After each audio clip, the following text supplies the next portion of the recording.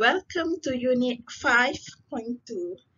In this unit, you will learn two subtopics, which is decision timeframes and short-run technology constraints.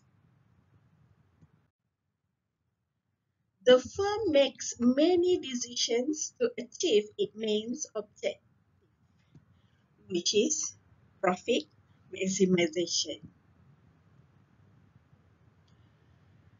Some decisions are critical to the survival of the firm.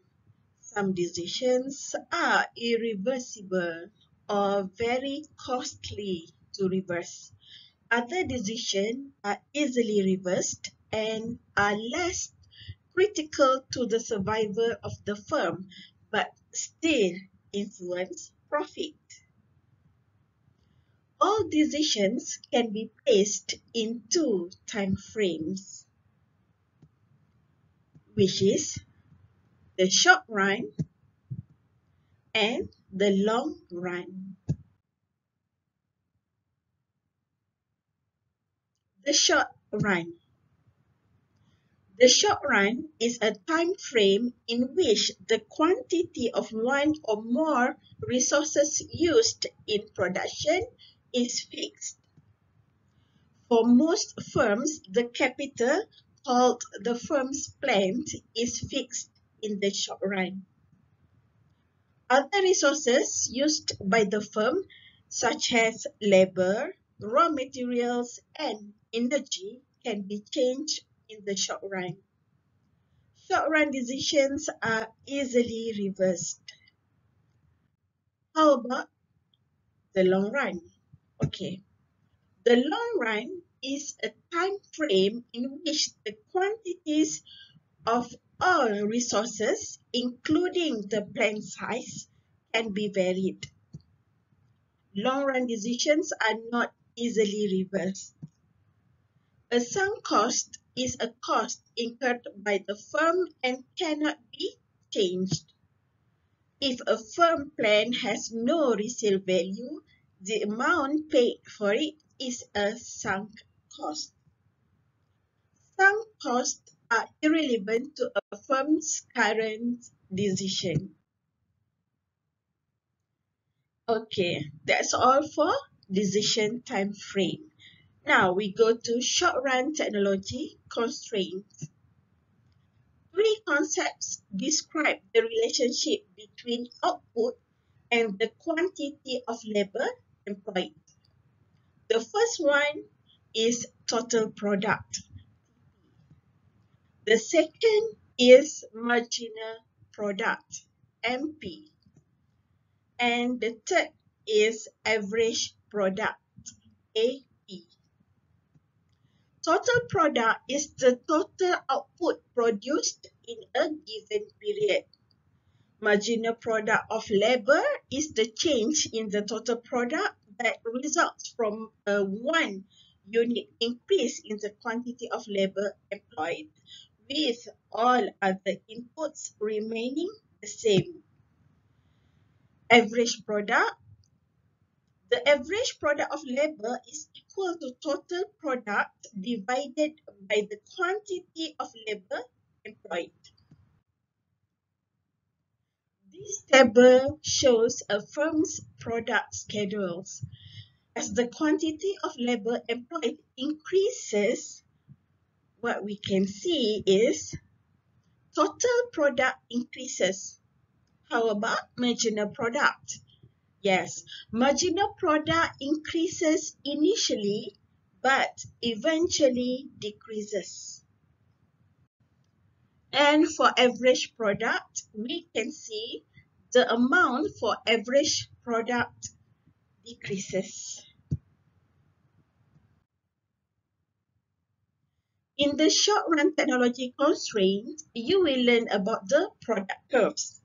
Product curves show how the firm's total product, marginal product, and average product change as the firm varies the quantities of labor employed.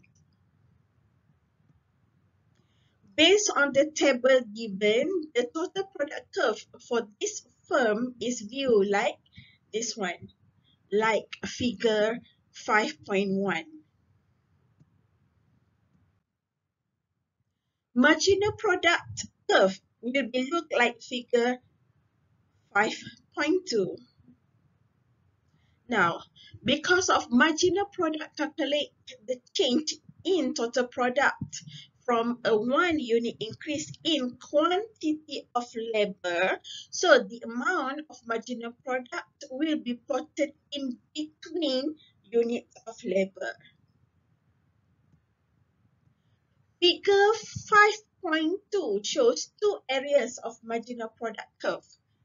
The first area is known as increasing marginal return. And the second area is known as diminishing marginal return. From the start, we can see the marginal product curve is increasing. This is what we call as increasing marginal return. This shows the marginal product of a worker exceeds the marginal product of the previous workers.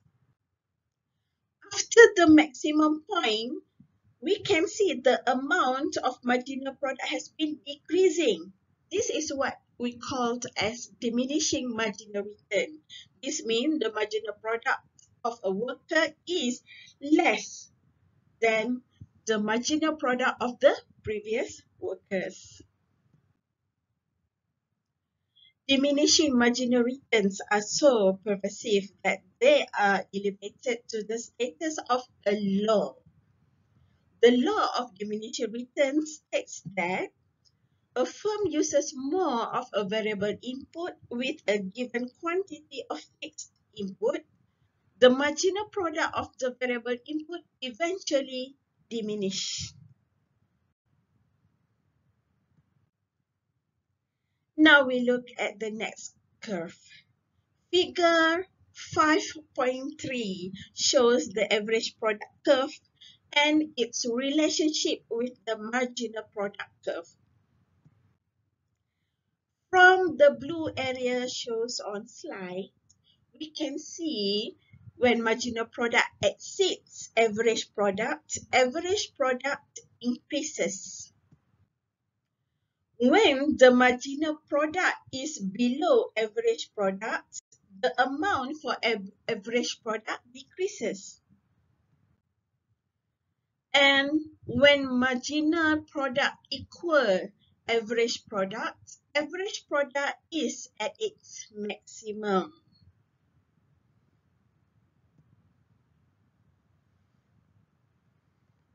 That's all about product curves. Alright, by now you had learned about decision timeframes and short-run technology constraints. Good job. You already finished lecture for unit 5.2. Please proceed to the next video. Thank you.